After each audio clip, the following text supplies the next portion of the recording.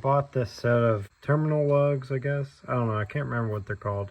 These are perfect to fix my battery cable issues. This is a 1/0 gauge with a 3/8 hole, which works perfect with these military style battery connectors that I found.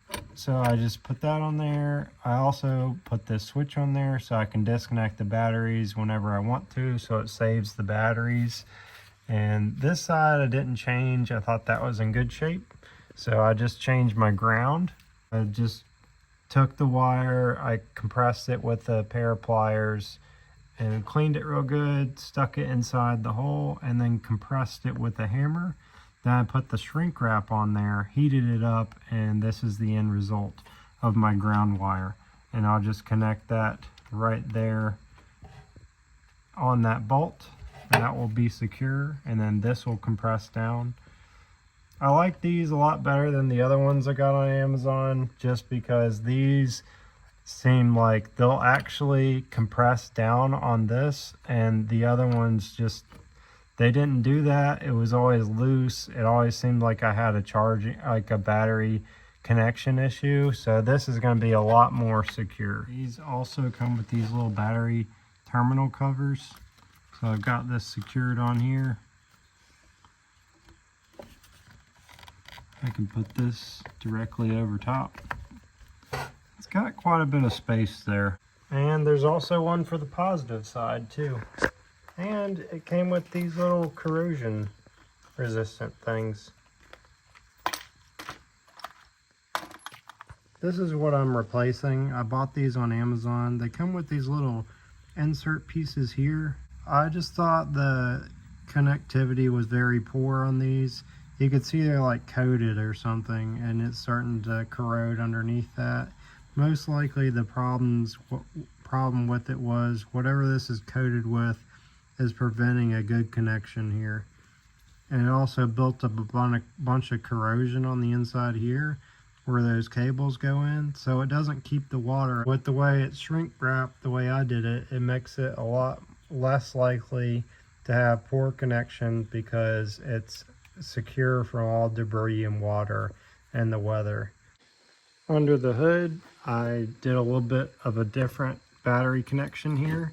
This I had to custom make, so this is all steel. This is 1/4 inch steel, and then I've got my power wires from the rear battery, the starter, and I guess the alternator. And those are all mounted on this bracket. This was originally a trailer hitch, and I cut it up and welded it together to make this. You can see this weld right there, and it's I think two 1/8 inch stacks welded together, and then I welded all these bolts right here, so I only have to thread on the nuts here, and I don't have to worry about holding them on the back side.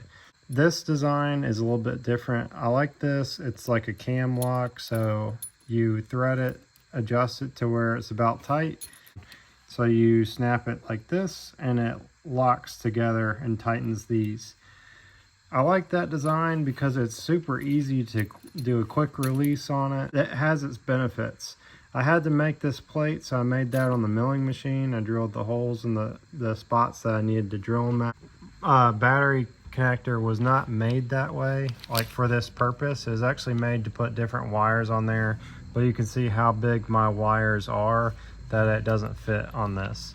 So I made that bracket across here, and I dealt away with this little connector here because that's for a wire to connect directly through there, but you could see that's not even close to the size wires I have. On the ground side, I just used the lugs that I bought, hammered it down onto this battery cable. This is a 1/0 gauge wire, and the terminals I bought came with 2 gauge lugs. I had to replace the lugs with 1/0 gauge lugs to get those on there, and that was for these terminals. These terminals only came with the 2 gauge lugs for some reason, so I had to buy separate lugs just to make that work.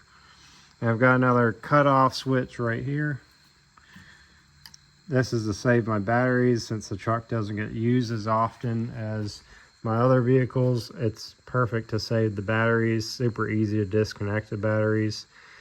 This is an extra ground wire I made. I tied in a bunch of accessories that we added on. One is the light bar.